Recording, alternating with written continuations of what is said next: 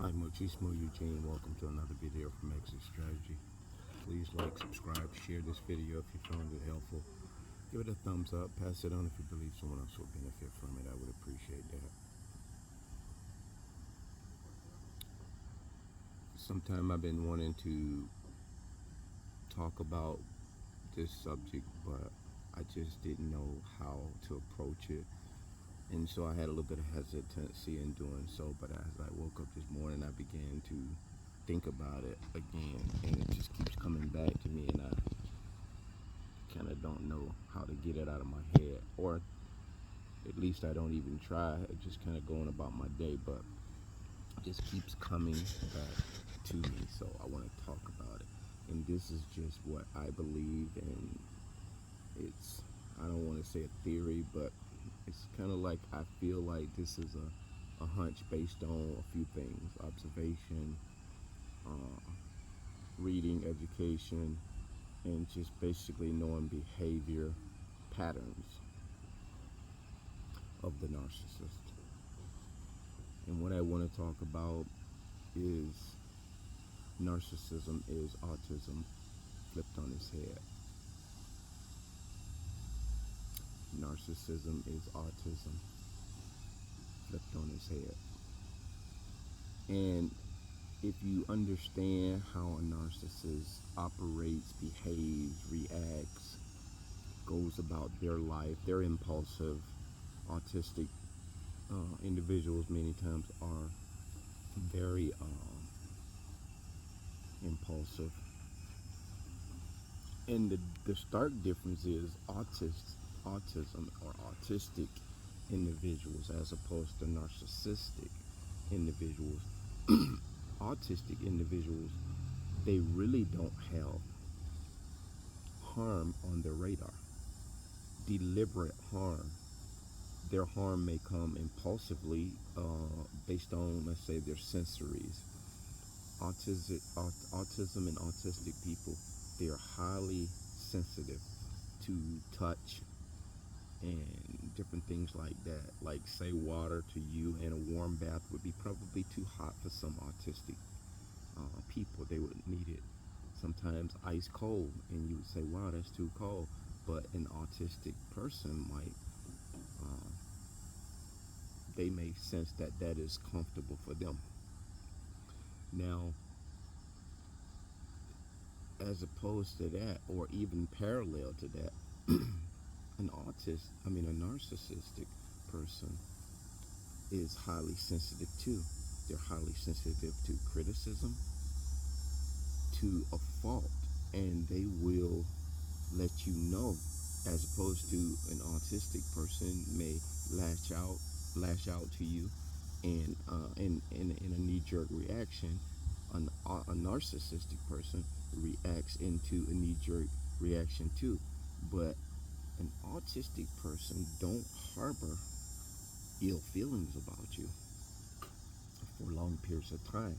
They'll be mad with you and they'll get over it like quite quickly. A narcissistic person won't. They will go to their grave with this, and they have a photographic memory or catalog memory of all the offenses that everyone has done to them. We've got that kind of time to put that brain power to work in that, but they do. We have problems remembering what we ate yesterday. So I feel like those are some parallels, but the parallels are so, uh, I don't say yin and yang. They're not dark and light, but offensive and non-offensive, harmful and harmless is what I would say, because they have these propensities to, the narcissist does, with the narcissism, they have propensities to aggress and assault, whether it's covertly or overtly. They have no brakes on their car. You would have an autism person that would, you could reprimand them and say, no, don't do that. That's not what you do. There's some shame that would come, instant shame, But that instant shame on an autism person would actually cause them to retreat pretty much, but you would see a sense of guilt, remorse. You would see it, it would be visible. But with a narcissism person, you would see scorn, rejection. Autistic person, you would see acceptance. Narcissist, rejection, scorn. And so those are the differences, and there are many, many others if you guys think about it. And if you have an autistic child or an autistic family member or an autistic friend or acquaintance, observe these things and see if you conclude some of the things that I've concluded. Autistic and people with autism, for the most part, are very funny, witty to be around, unpredictable, much like narcissists, but the unpredictableness is not layered in deception. An autistic person would be unpredictable, but it would be something that they would do that would not deliberately, um, viciously have intents to harm and hurt someone. Because if they've grown up with boundaries and been taught certain things right from wrong, they tend to adopt those type of principles in their life. A lot of them are in independent living facilities. They actually hold jobs on assembly lines, because, as we know, autistic people, they are repetitive. You can count on them to do pretty much the same thing all the time. And narcissists are the same way in the darker respects of that. And they're consistently dark. Narcissists are consistently. They practice that more than anything.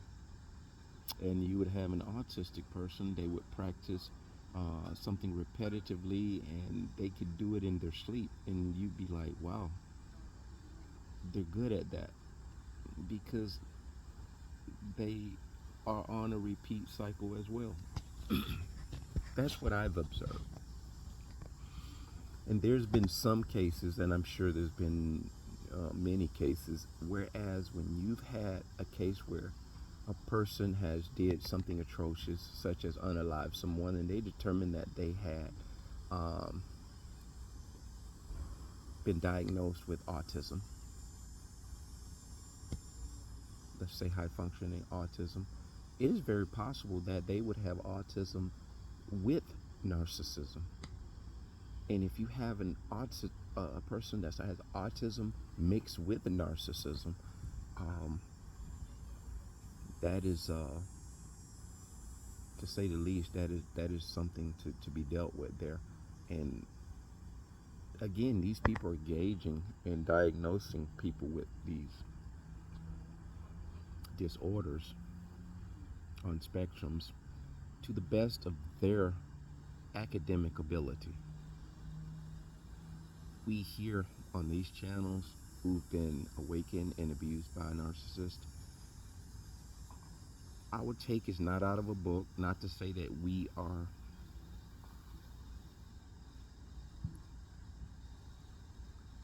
the final authorities on this, but it does say that we know something that we rarely, if any, if ever, have heard from professionals. We come at this thing from a different perspective. We don't dress it up. We don't put icing on it, make it look appetizing to the taste buds. We don't pull back punches. We don't hold back punches. We just say what we know, and we know what we're saying. And see, when you're under an administration, you have to talk right, act right, do right, or be reprimanded.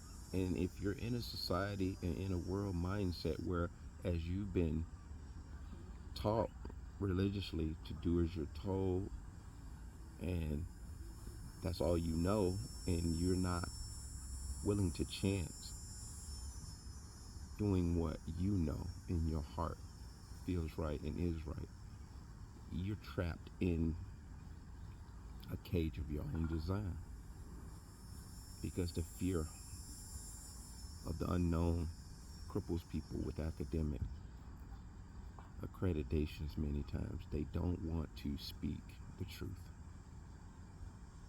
They're held hostage by their intellect. It's a hell of a life to live. I like the liberation in being able to speak what I know is truth, and the convictions within me help me do that. And I just give all grace and praise to God, because if it had not been for him, I don't think a lot of us empath chosen ones would be speaking that way. It has to come from the depths of the heart, from a supernatural power, from God. You can't mute the truth. The truth won't be silenced. People deny the truth. They oppose the truth. They hide the truth, and they try to hide people who know the truth. But as long as you got breath in your lungs, you need to speak the truth. Because as the adage goes, the truth shall set you free. But the freedom comes from within. Not like the court system says, tell the truth and you'll go free.